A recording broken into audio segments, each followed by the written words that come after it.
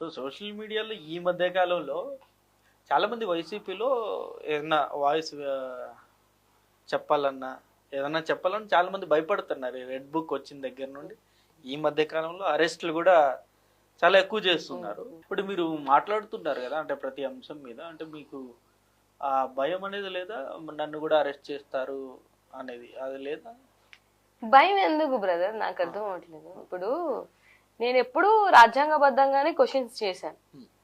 Article 19 ప్రకారం మనకున్న freedom of speech లో మనం ఎంతవరకు అడగాలో అంతవరకు అడిగాను. You can check my all videos.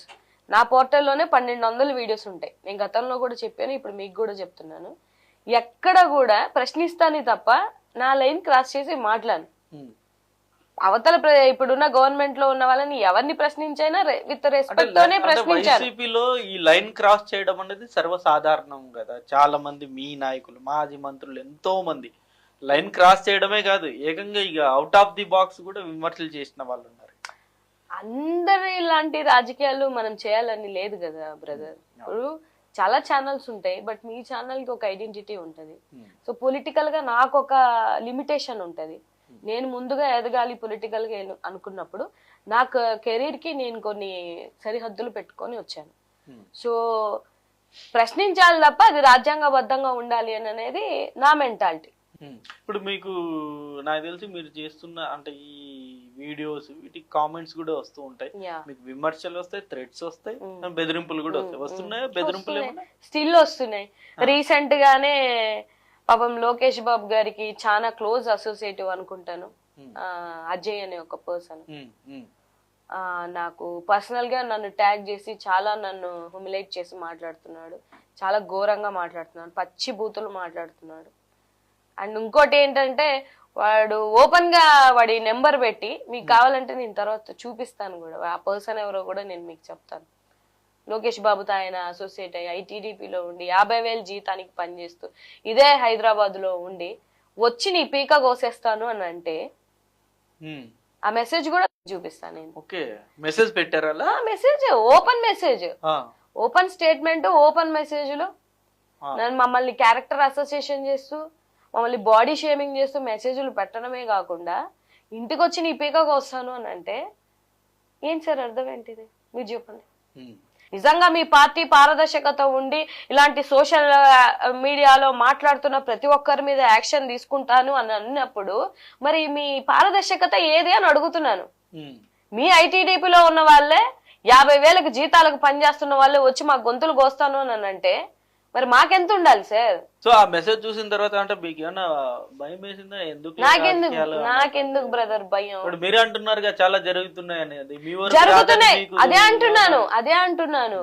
ఇట్లాంటి వాటికి అన్యాయాలు జరుగుతుంటే వెళ్ళి ప్రశ్నించేస్తున్నటువంటి మా పరిస్థితి ఎలాగుందంటే ఇంకా రాష్ట్రంలో మహిళల పరిస్థితి ఎలా ఉంటుందో, ఎస్సీ ఎస్టీలు బీసీలు మైనార్టీలు ఆడబిడ్డలు ఇంకెంత క్షోభ అనుభవిస్తున్నారో మీ మీడియా ఛానల్ ద్వారా నేను చెప్తున్నాను. నేనేం లేనిపోంది క్రియేట్ చేసి చెప్పేదేం లేదు.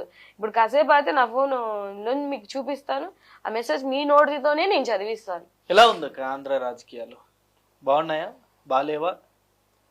జగన్ గారితో పోలిస్తే బాగున్నాయా లేకపోతే వరస్ట్ ఉన్నాయా? సరే ఇవాళ బాగున్నాయా బాలేదా అని అంటే మీ మాట నా మాట కాదు. ఇస్తున్నటువంటి సెంట్రల్ ఇచ్చినటువంటి రిపోర్ట్స్ ప్రకారం, బ్యూరో రిపోర్ట్స్ ఉంటాయి కదా, ఆ బ్యూరో రిపోర్ట్స్ ప్రకారం లేకపోతే జరిగినటువంటి అగత్యాల కౌంటింగ్ ప్రకారం అసలు బాగుందా లేదనేది ఆ రిపోర్ట్స్ బట్టి చెప్పేయచ్చు. మీరు చెప్పండి. చెప్తున్నా రిపోర్ట్స్ ఇచ్చిన ప్రకారం బాలేదని ఇచ్చారు, వాళ్ళే ఇచ్చుకుంటున్నారు. మంచి రిపోర్ట్స్ ఇచ్చినా వైసీపీ వాళ్ళకి అది బాలేనంటే అనిపిస్తుంది. అట్లెట్లయితది? రిపోర్ట్ లేదు, మనం మార్చడానికి అవ్వదు. బాలేదంటే ఏం బాలేదు? అగత్యాలు ఎక్కువ జరిగిపోతున్నాయి అంటే బాగున్నట్ట బాలేనట్ట బ్రదర్? జగన్ గారి హయాంలో ఏం జరగలేదు అదే అంటున్నాను. అది నేషనల్ బ్యూరో క్రైమ్ రిపోర్ట్ ఒక రిపోర్ట్ ఇచ్చింది.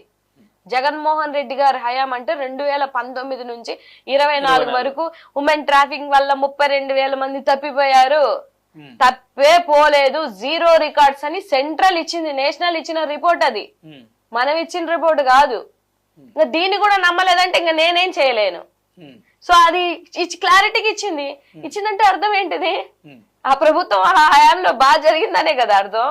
ఇప్పుడు మీరు అసెంబ్లీ సాక్షిగా మీరు వచ్చి 16,800 అగత్యాలు జరిగాయని మీరు ఇచ్చారు రిపోర్టు. ఏది వచ్చినటువంటి 10 నెలలకే ఇంకా ఎంత ఉంది బ్రదర్? ఇంకెన్ని లెక్క అవుతాయో మరి ఇంకా మీ ఊహకి వదిలేస్తున్నా. అగత్యాలకన్నీ కారణం ఏంటి? చంద్రబాబు నాయుడు గారు, పవన్ కళ్యాణ్ గారు, లోకేష్ గారేనా? అంటే ఫెయిల్ అయినటువంటి ప్రభుత్వం అంతే. కూటమి ప్రభుత్వంలో ఇవాళ విచ్చలవిడిగా మద్యం ఏరులై పారుతుంది రాష్ట్రంలో. జగన్ గారి హయాంలో అసలు మద్యమే సంపూర్ణ మద్యపానం నిషేధం చేశారా? మీకు నేను అనేది మద్యపాన నిషేధం అనేది ఎవరి వల్ల అవ్వదు. ఈ క్లారిటీ అందరికీ ఉంది. సో ఏదన్నా ఫండింగ్ రావాలన్నా ఇంకోటి జరగాలన్నా డెఫినెట్ గా మద్యం మీద జరగాలి.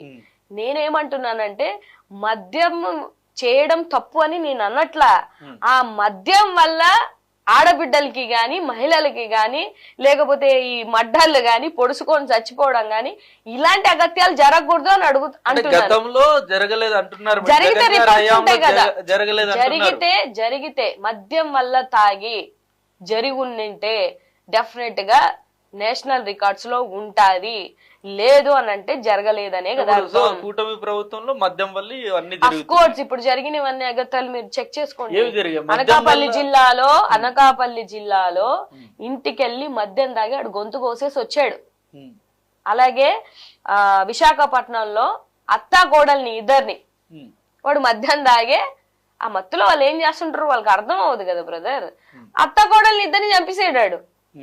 ఏది ఇది ఎవరి జిల్లా? మన హోమ్ మినిస్టర్ గారి జిల్లా. నేను ఫర్ ఎగ్జాంపుల్ మీకు 2-3 చెప్పా. నేను ఏమంటున్నా అంటే మీరు ఎలా చెప్తున్నారంటే కేవలం చంద్రబాబు నాయుడు గారు అధికారంలో వచ్చిన తర్వాతే వీళ్ళు తాగేసి కావాలని చేస్తున్నట్టు మీరు అంటున్నారు. అంటే ఇలాంటి అగాత్యాలు చేసేటోళ్ళు డెఫినెట్ గా ఏదో ఒక మత్తులో ఉండే, ఇది గంజాయి కావచ్చు, డ్రగ్స్ కావచ్చు, మద్యం ఆ మత్తులో ఉండే చేస్తారు. అది ఏ ప్రభుత్వం ఒకసారి జరిగినప్పుడు ఇంకొకటి ఆపలేని ప్రభుత్వం ఎలా ఆపాలి దాన్ని? ఎలాగా ఆపాలని నేను చెప్పకూడదు. I'm nothing. ఇవాళ మీరు ఎమ్మెల్యేలు, మీరు 164 మంది ఎమ్మెల్యేలు, 14-15 సంవత్సరాలు సీఎం గా చేసినటువంటి ఒక వ్యక్తి, 40 సంవత్సరాల రాజకీయ చరిత్ర అని చెప్పుకున్నటువంటి వ్యక్తులు నన్ను అడగకూడదు సార్ ఎట్లా చేయాలి ప్రభుత్వము, ఎట్లా కంట్రోల్ చేయాలి అనేది నన్ను అడిగితే నేను ఎట్లా చెప్తా? మీరు మాకు చెప్పాలి. మీరు ఆ లెవెల్ ఆఫ్ పరిపాలన చూసి మిమ్మల్ని చూసి మేము ఇన్స్పైర్ అయ్యి ఇట్లాంటి ఇంటర్వ్యూలు ఏమైనా చెప్పగలుగుతాం. గానీ మీరు ఫెయిల్ అయిన తర్వాత ఇట్లాంటివే జరుగుతాయి. అడ్డగోలుగా గంటకి 3 అగత్యాలు జరుగుతున్నాయి అంటే ఏం పరిపాలన చేస్తున్నారు సార్ మీరు? చేస్తున్నట్ట చేయనట్ట? ఫెయిల్యూర్ అది అందరికీ తెలిసిన విషయం. పవన్ కళ్యాణ్ గారే చెప్పారు కదా, హోంమంత్రిగా అనిత నువ్వు ఫెయిల్ అయిపోతున్నావు, నువ్వు మరి పని కరెక్ట్ గా చేయలేకపోతే నీ ప్లేస్ నేను తీసుకుంటానని అన్నారా లేదా? అన్నారంటే అర్థం ఏంటిది? రీసెంట్ గా వాళ్ళ ప్రభుత్వంలోనే ర్యాంకింగ్స్ ఇచ్చుకున్నారు వాళ్ళు. టాప్ 5 వీళ్ళిద్దరు లేరు. మన డిప్యూటీ సీఎం గారు లేరు, మన హోంమంత్రి అనిత గారు లేరు. అంటే అర్థం ఏంటిది? మీరు బాగా చేసినట్ట చేయలేనట్ట? మీరు ఇచ్చిన ర్యాంకింగ్స్ నేనేం కావాలని చెప్పినటువంటిది థింగ్ కాదు. మళ్ళీ మన లోకేష్ బాబు గారు ఉన్నారు అందులో, వీళ్ళిద్దరు లేరు. లోకేష్ బాబు టాప్ 5 లో ఉన్నారు, టాప్ 3 లో ఉన్నారు. ఆయన